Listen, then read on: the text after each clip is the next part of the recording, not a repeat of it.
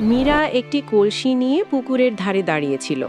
সে মাত্রই কলসিটি পানিতে ডুবিয়েছে, এমন সময় পিছনে দাঁড়িয়ে থাকা গ্রামের এক মহিলা তাকে ধাক্কা মেরে দিল। কলসিটি মাটিতে পড়ে ভেঙে গেল। কতবার তোকে বলেছি, গ্রামের সব মহিলারা পানি ভরে নেওয়ার আগে তুই পুকুরে হাত দিবি না। বিয়ে হয়েছে ২০ বছর, তবু আজ পর্যন্ত তুই নিজের স্বামীকে একটা সন্তানও দিতে পারলি না। এই কথা শুনে মীরার চোখে জল চলে এলো। এতে আমার কি দোষ? কোন নারী বা সন্তান চায় না? সব দোষ তোরই, তুই বন্ধা। তাই তো গ্রামের কোনো অনুষ্ঠানেই তোকে আর তোর স্বামীকে ডাকা হয় না। কেউই তোদের মতো অপায়া মুখ দেখতে চায় না। তোর কালো ছায়াকে সবাই ভয় পায়। এত কথা বলে চম্পা পানি ভরে সেখান থেকে চলে গেল। মীরার চোখ দিয়ে অনবরত পানি পড়তে লাগল এবং সে চুপচাপ বাড়ি ফিরে এলো। বাড়িতে পৌঁছতেই মীরার ভেজা কাপড় দেখে তার স্বামী রামদিন চিন্তিত হয়ে উঠল। আরে মীরা, কি হয়েছে? তুমি তো কলসি নিয়ে পানি আনতে গিয়েছিলে, কলসিটাও দেখা যাচ্ছে না, আর তুমি কাঁদছো কেন? মীরা পুরো ঘটনাটা রামদিনকে বলল এবং কাঁদতে কাঁদতে বলতে লাগল। এখন তো সবাই সীমা ছাড়িয়ে গেছে। পুরো গ্রামের মানুষ আমাকে বন্ধা বলে অপমান করে। যদি আমি সত্যিই বন্ধা হই, তাহলে এতে আমার কি দোষ? আরে তুমি চিন্তা করো না মীরা, আমি তোমার চিকিৎসা একজন ভালো বৈদ্যের কাছে করাবো। চুপ হয়ে যাও, শান্ত হও। আপনি এসব কি বলছেন? আমাদের ছোট্ট জমিতে কষ্টে সংসার চলে। চিকিৎসার জন্য তো অনেক টাকা লাগবে। তুমি কোনো চিন্তা করো না, এটা আমার কাজ। আমি যেভাবেই হোক টাকার ব্যবস্থা করব।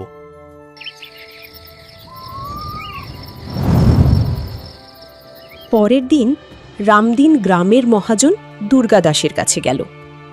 শাহুকারজি, প্রণাম। আমাদের একটু ঋণের দরকার। কি ঋণ? তোকে? আরে ভাই, যাদের জমি উর্বর তারাই ঋণ নেয়। তুই তো অনুর্বর জমিতে ঘাম ঝরাস, তাতেও কষ্টে দুটো দানা জন্মায়, আর তুই এসেছিস ঋণ চাইতে? শাহুকারজি, কথা হলো, আমার বিয়ে হয়েছে ২০ বছর, কিন্তু এখনো আমাদের কোনো সন্তান হয়নি। পুরো গ্রাম আমার স্ত্রীকে বন্ধা বলে অপমান করে। আমি তার চিকিৎসা করাতে চাই। আমি ঋণ আর সুদ দুটোই শোধ করে দেব। দেখ ভাই, ঋণ দিতে আমার কোনো আপত্তি নেই, কিন্তু আমার সুদের হার তো জানিসই।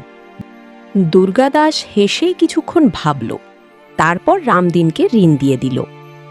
রামদিন তার স্ত্রী মীরাকে নিয়ে বৈদ্যরাজ ভীমসেনের কাছে গেল।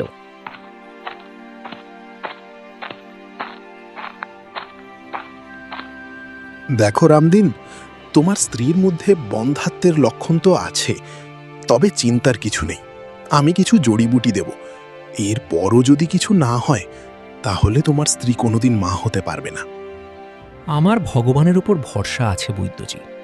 আপনি শুধু চিকিৎসা শুরু করুন, যা জড়িবুটি দিতে হয় দিন।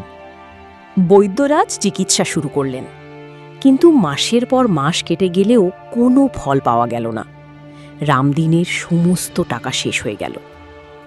আমি সব ধরনের জড়িবুটি ব্যবহার করেছি, কিন্তু কোনো লাভ হয়নি। খুব দুঃখের সাথে বলতে হচ্ছে রামদিন, তোমার স্ত্রী কোনোদিন মা হতে পারবে না। রামদিন আর মীরা একেবারে ভেঙে পড়ল। মনে হয় আমার ভাগ্যে কখনো সন্তানের সুখ লেখা নেই। সারা জীবন গ্রামের মানুষের অপমান সহ্য করেই কাটাতে হবে। শান্ত হও, শান্ত হও মীরা। ভগবানের উপর কখনো আশা হারাতে নেই। চুপ হয়ে যাও।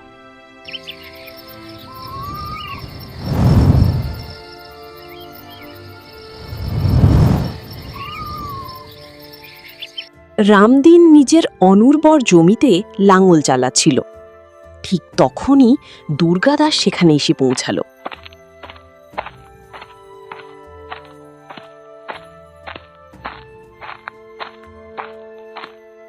এই রামদিন ভাই, তোমার ঋণের সময়সীমা তো শেষ হয়ে গেছে। শাহুকারজি, এখনো তো কিছু সময় বাকি আছে। এই কাগজটা ধরো, আমি আর অপেক্ষা করতে পারবো না। দেখো এতে কত সুদ জমে গেছে। রামদিন কাগজটা পড়ে ভয় পেয়ে গেল। এত সুদ? সাহুকারজি, এত সুদ তো আমি কোনোদিন শোধ করতে পারবো না। তাই তো বলছি, এই অনুর্বর জমিটা আমাকে দিয়ে দাও, তারপর এখান থেকে চলে যাও। এমন অত্যাচার করবেন না সাহুকারজি, এটা ভুল হচ্ছে, এমন করবেন না। শোনো, ভালোভাবে বলছি, চুপচাপ এখান থেকে চলে যাও, না হলে এমনভাবে বের করব যে আর কোনোদিন ফিরে আসার সাহস পাবে না। গ্রামের সবাই আমার নাম জানে, আমাকে এমনি এমনি সাহুকার বলে না। রামদিন কাঁদতে কাঁদতে বাড়ি ফিরে এলো এবং মীরাকে সব খুলে বলল। যদি আমাদেরও সন্তান থাকত, তাহলে সে আজ তোমার পাশে দাঁড়াত। দুর্গাদাসের এমন সাহস হতো না। জানি মীরা, কিন্তু যাই হোক, পেট তো চালাতেই হবে। সেদিন রাতে রামদিন আর মীরা চুপচাপ কাটতে থাকল। পরের দিন রামদিন গ্রামের প্রধান সোমনাথের কাছে গেল এবং পুরো ঘটনা খুলে বলল। আরে রামদিন, তুই তো পুরো বোকা। পুরো গ্রাম জানে তোর স্ত্রী বন্ধা। তাহলে সাহুকারের কাছ থেকে ঋণ নিয়ে তার চিকিৎসা করানোর কি দরকার ছিল? নিজের অনুর্বর জমিটাও হারিয়ে ফেললি। এখন তোর কাছে আর কি আছে? জমিটা যেমনই হোক, অন্তত এত শস্য দিত যে তুই আর তোর স্ত্রী না খেয়ে মরতিস না। দেখ, এটা ছোট্ট গ্রাম, আমার খেতেও এমন কোনো জায়গা নেই যে তোকে কাজ দেব। না ভাই, আমি পারবো না। একেবারে বোকা মানুষ। রামদিন চুপচাপ সেখান থেকে ফিরে এলো। সে পুরো গ্রামে কাজ খুঁজতে লাগল, কিন্তু কেউ তাকে কাজ দিল না। সবাই তাকে অপমান করে তাড়িয়ে দিল। ক্লান্ত ও হতাশ হয়ে রামদিন বাড়ি ফিরে এলো। তার চোখে জল ছিল। কেউ আমাকে কাজ দেয়নি, সবাই আমাকে অপমান করেছে। বুঝতে পারছি না এখন আমি কি করব। এভাবে তো আমরা দুজন না খেয়েই মরে যাব। রামদিন অনেকক্ষণ ধরে কাঁদতে থাকল। হঠাৎ তার মাথায় একটা চিন্তা এলো। ভয় পেও না মীরা, কাল থেকে আমি জঙ্গলে গিয়ে কাঠ কাটব, তারপর সেগুলো অন্য গ্রামে গিয়ে বিক্রি করব। এতটুকু আয় তো হবেই, যাতে আমরা না খেয়ে না মরতে হয়। মীরা চুপচাপ মাথা নাড়ল। তার মুখে একটু শান্তি ফিরে এলো।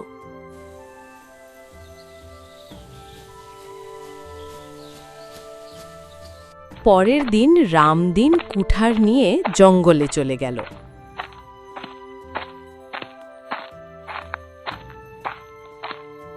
সে গাছের শুকনো ডাল কাটতে লাগল। হঠাৎ তার কানে একটি সাদা হরিণীর কান্নার শব্দ ভেসে এলো। ও ভগবান, এই সাদা হরিণীটা তো খুব খারাপভাবে আহত হয়েছে। রাম রাম রাম, মনে হচ্ছে কোনো ধারালো ঝোপে গিয়ে আঘাত পেয়েছে। ওরে বাবা, এর শরীর থেকে তো রক্ত বেরোচ্ছে। আমাকে তাড়াতাড়ি এর ক্ষতে কিছু লাগাতে হবে, না হলে বেচারি প্রাণটাই চলে যাবে। রামদিন আশেপাশে দেখে কিছু জড়িবুটি তুলে এনে হরিণীর ক্ষতে লাগিয়ে দিল। এতে হরিণী একটু আরাম পেল।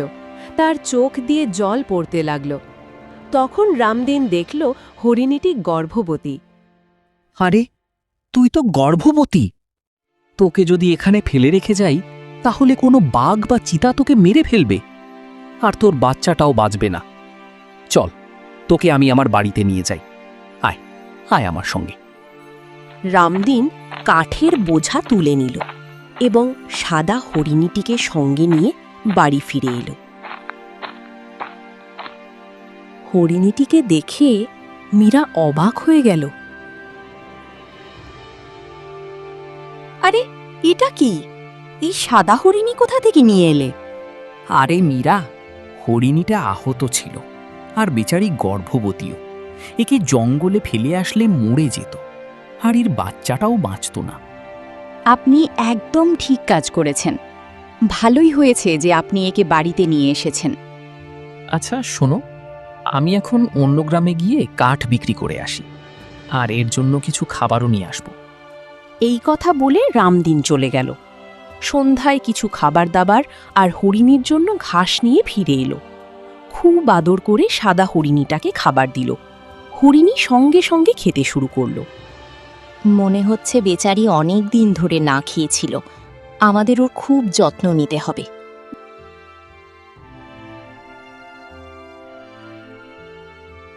সময় কেটে যেতে লাগলো। মীরা আর রামদিন সাদা হরিণীর সেবা যত্ন করতে লাগল। একদিন হঠাৎ হরিণীর প্রসব বেদনা শুরু হলো। মনে হচ্ছে ওর বাচ্চা হতে চলেছে। কিছুক্ষণ পর সাদা হরিণী একটি সন্তানের জন্ম দিল। কিন্তু শিশুটিকে দেখেই রামদিন আর মীরা অবাক হয়ে গেল। সাদা হরিণী কোনো হরিণ শাবক নয়, বরং এক সুন্দর মানব শিশুর জন্ম দিয়েছে। এটা কিভাবে সম্ভব? একটা হরিণী মানুষের বাচ্চা জন্ম দিল? নিশ্চয়ই এটা কোনো মায়াবী হরিণী। রামদিন শিশুটিকে কোলে তুলে মীরার হাতে দিয়ে বলল, আরে মীরা, ভগবান এই সাদা হরিণীর মাধ্যমে আমাদের সাহায্য করেছেন।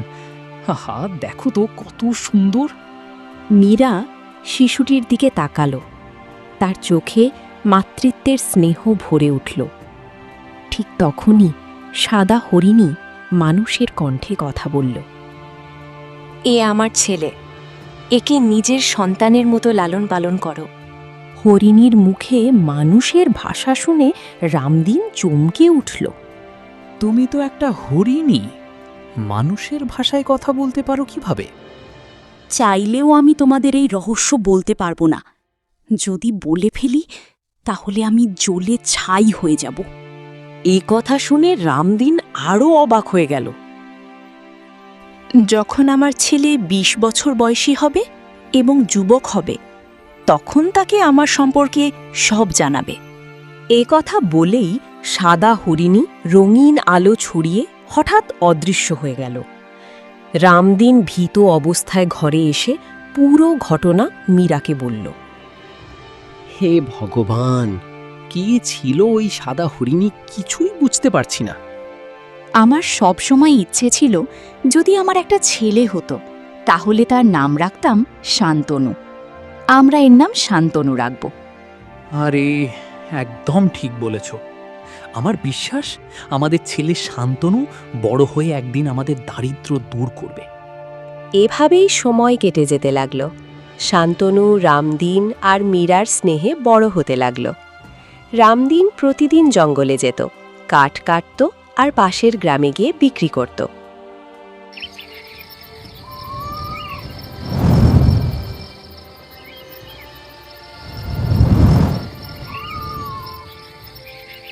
দেখতে দেখতে 20 বছর কেটে গেল। শান্তনু এখন এক সুদর্শন ও সবল যুবক হয়ে উঠেছে। বাবা, এখন তুমি বড় হয়ে গেছো। আমার সঙ্গে জঙ্গলে যেও আর কাজে সাহায্য করো। আরে, কাল পরশু তো তোমার বিয়েও দিতে হবে। পিতাজি, গ্রামের কিছু লোক বলছিল আপনি আগে একজন কৃষক ছিলেন, তাহলে হঠাৎ কাঠুরে হয়ে গেলেন কিভাবে? রামদিন কিছুক্ষণ চুপ করে রইল। তারপর ধীরে ধীরে বলল, আসলে বাবা, আমি দুর্গাদাসের কাছ থেকে ঋণ নিয়েছিলাম। কিছুদিন পরে সে আমাকে একটা কাগজ ধরিয়ে দিল। সেই কাগজে অনেক বেশি সুদ বসিয়ে আমার জমিটা কেড়ে নিল। আমি গ্রামের সবার কাছে সাহায্য চেয়েছিলাম, কিন্তু কেউ সাহায্য করেনি। সেই থেকে জীবিকা চালানোর জন্য কাঠুরে হয়ে গেছি। এখন তো ভুলেই গেছি যে কোনোদিন আমি কৃষকও ছিলাম। শান্তনু কিছুক্ষণ গভীর চিন্তায় ডুবে রইল। তারপর হেসে বলল, তাহলে ঠিক আছে পিতাজি, কাল থেকে আমিও আপনার সঙ্গে জঙ্গলে যাব। আমি কাঠ কাটব, বাজারে বিক্রি করব, আর আমি যত কাঠ কাটব তার হিসাব আমি নিজেই রাখব। এতে আমার কোনো আপত্তি নেই বাবা, আমি শুধু চাই তুমি নিজের পায়ে দাঁড়াও। পরের দিন থেকে রামদিন আর শান্তনু দুজনেই জঙ্গলে যেতে শুরু করল। শান্তনু দিন দিন কঠোর পরিশ্রম করতে লাগল এবং কাঠ বিক্রি করে ভালোই টাকা উপার্জন করতে লাগল। পিতাজি, আমি সেই জমিটা দেখতে চাই যেটা দুর্গাদাস আপনার কাছ থেকে কেড়ে নিয়েছিল। আর হ্যাঁ, আপনি বলেছিলেন দুর্গাদাস আপনাকে একটা কাগজ দিয়েছিল যেখানে সুদের হিসাব লেখা ছিল, সেটাও সঙ্গে নিয়ে নেবেন। আরে বাবা, ওই কাগজ দিয়ে তুমি কি করবে সেটা তো বলো। আর একটু অপেক্ষা করুন পিতাজি, কিছুক্ষণের মধ্যেই সব বুঝতে পারবেন। শুধু ওই কাগজটা নিয়ে চলুন পিতাজি, চলুন। কিছুক্ষণ পরে রামদিন আর শান্তনু তাদের পুরনো জমিতে পৌঁছাল। বহু বছর পর নিজের জমি দেখে রামদিনের চোখে জল চলে এলো। জমিতে তখন দুর্গাদাসের এক চাকর কাজ করছিল। শান্তনু তার কাছে গিয়ে বলল, এখান থেকে বের হয়ে যা, এই জমি তোর মালিকের নয়, আমার পিতাজির। আজ থেকে এই জমিতে আমিই চাষ করব। হ্যাঁ, তোমার মাথা ঠিক আছে তো? এটা দুর্গা দাসের জমি। যখন সে রামদিনের কাছ থেকে জমিটা নিয়েছিল তখন এটা অনুর্বর ছিল। কথা ভালো করে শোনো। আমার বাবা খুব সহজ সরল মানুষ ছিলেন। তিনি জানতেন না যে জমিটা আসলে অনুর্বর ছিল না, ইচ্ছে করে অনুর্বর বানানো হয়েছিল। এখন পুকুরের পানি এই জমিতে আসছে, কিন্তু আমার বাবার সময়ে আসতো না। আর এটাই ছিল দুর্গাদাসের চালাকি, বুঝেছ? হ্যাঁ বাবা, মনে হচ্ছে তুমি ঠিকই বলছো। দাঁড়াও, আমি এখনই দুর্গাদাসকে ডেকে আনছি। বড় এসছে জমি দখল করতে। কিছুক্ষণের মধ্যেই দুর্গাদাস রাগে ফুঁসতে ফুঁসতে সেখানে এসে পৌঁছালো।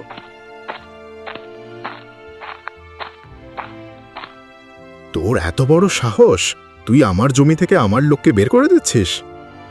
আমিও কান খুলে শুনে নিন, এই জমি আপনার নয়, আমার পিতাজির।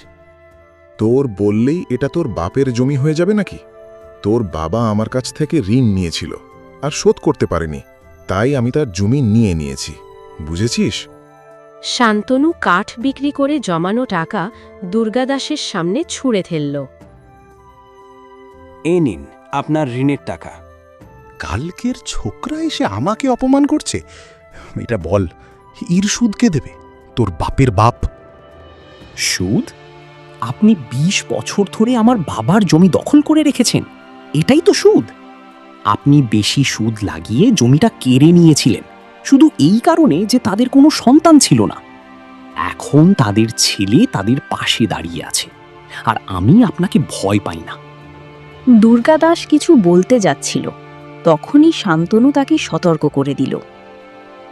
যদি বেশি চালাকি করেন তাহলে আমি এই বিষয়টা রাজমহল পর্যন্ত নিয়ে যাব। সবাইকে বলে দেব কিভাবে আপনি পুকুরের পানি আটকে জমিটাকে অনুর্বর বানিয়েছিলেন এবং আমার বাবাকে অন্ধকারে রেখে ঠকিয়ে গেছেন।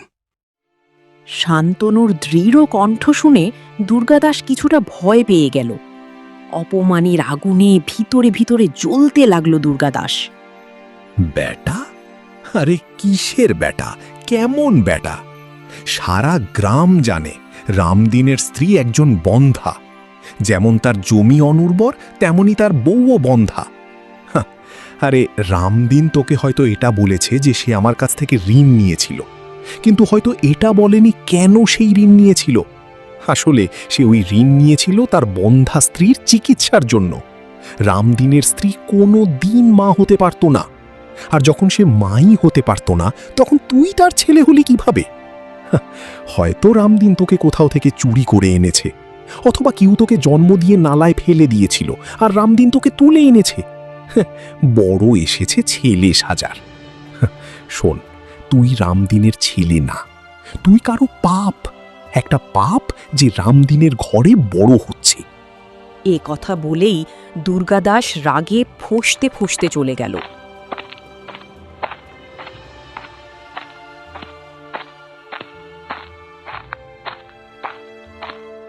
কিন্তু তার কথাগুলো শান্তনুর মনে বজ্রপাতের মতো আঘাত করল। শান্তনু কিছু বলল না, চুপচাপ নিজের বাবার সঙ্গে বাড়ি ফিরে গেল।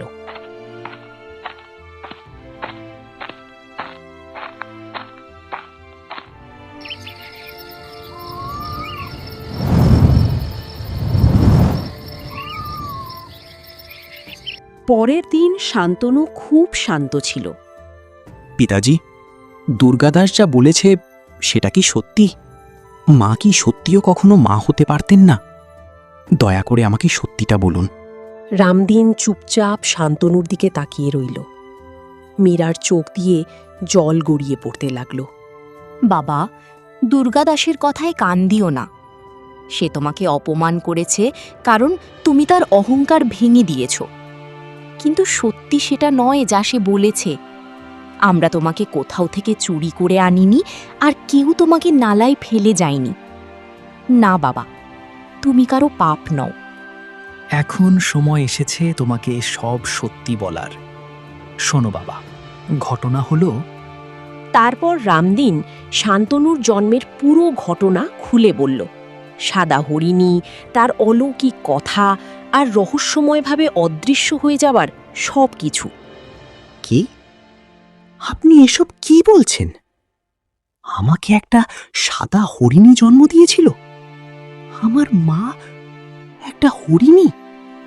হ্যাঁ বাবা, সেই সাদা হরিণী তোমাকে জন্ম দিয়েছিল, আর যাওয়ার আগে বলেছিল যখন তুমি 20 বছরের হবে তখন তোমাকে সব সত্যি জানাতে। কিন্তু আমরা তোমাকে নিজের সন্তান ভেবে এত ভালোবেসে ফেলেছিলাম যে তার শেষ কথাটা ভুলে গিয়েছিলাম। পিতাজি, আপনি আমার বাবা আর সব সময় থাকবেন, আর আমার মায়ের জায়গাও কেউ কোনো দিন নিতে পারবে না। কিন্তু এখন আমি আমার জন্মদাত্রী মায়ের খোঁজ করতে চাই। আমি জানতে চাই কিভাবে একটা সাদা হরিণী একজন মানুষকে জন্ম দিতে পারে। আর যতক্ষণ পর্যন্ত সত্যিটা সামনে না আসে আমি বাড়ি ফিরব না। শান্তনু সেই জায়গায় পৌঁছালো যেখানে বহু বছর আগে রামদিন সেই সাদা হরিণীটিকে পেয়েছিল। সে পাগলের মতো হরিণীটাকে খুঁজতে লাগলো, কিন্তু কোথাও কোনো চিহ্ন পাওয়া গেল না। ক্লান্ত হয়ে শান্তনু একটা পুকুরের ধারে বসে পড়ল। এই জায়গার প্রতিটা কোণা খুঁজে ফেললাম, তবুও সাদা হরিণীর কোনো খোঁজ পেলাম না। ঠিক তখনই এক রহস্যময় কণ্ঠ ভেসে এলো। কে তুমি পুত্র? আর এই ঘন জঙ্গলে কেন এসেছ? প্রণাম তপস্বী মহারাজ, আমার নাম শান্তনু। আমি আমার মায়ের খোঁজে এসেছি। তোমার মা? সে কি এই জঙ্গলে হারিয়ে গেছে? শান্তনু কিছুক্ষণ চুপ করে রইল, তারপর পুরো ঘটনা খুলে বলল। সাদা হরিণীর অলৌকিক জন্মদান, 20 বছরের প্রতিশ্রুতি আর নিজের পরিচয়ের সন্ধান। ও, তাহলে অবশেষে সেই মায়ের তপস্যার ফল মিলেছে। তুমি শেষ পর্যন্ত এসেছ। আপনার কথার মানে কি? আপনি কি আমার মাকে চেনেন? হ্যাঁ, চিনি। তাহলে বলুন, আমার মা এখন কোথায়? সেটাও আমি জানি, কিন্তু সেখানে যাওয়ার আগে তোমাকে এক অগ্নি পরীক্ষার মধ্য দিয়ে যেতে হবে। কিসের অগ্নি পরীক্ষা? তোমাকে লাল পুকুরে যেতে হবে। ওটাই তোমার সত্যের দ্বার। লাল পুকুর? ওটা তো এক জাদুকরী জায়গা বলে সবাই জানে। শুনেছি সেখানে যে যায় সে আর ফিরে আসে না। হ্যাঁ, সেই কারণেই তো বললাম এটা এক অগ্নি পরীক্ষা। এ কথা বলে তপস্বী কিছুক্ষণ নীরব হয়ে গেল। তারপর রহস্যময় গম্ভীর কণ্ঠে আবার বলল, আসলে ওই পুকুরের ভেতরে এক রাক্ষস বাস করে। যখনই কেউ লাল পুকুরের কাছে গিয়ে তার জল নেওয়ার চেষ্টা করে, তখন সেই রাক্ষস বেরিয়ে আসে এবং ভয়ঙ্কর আক্রমণ করে।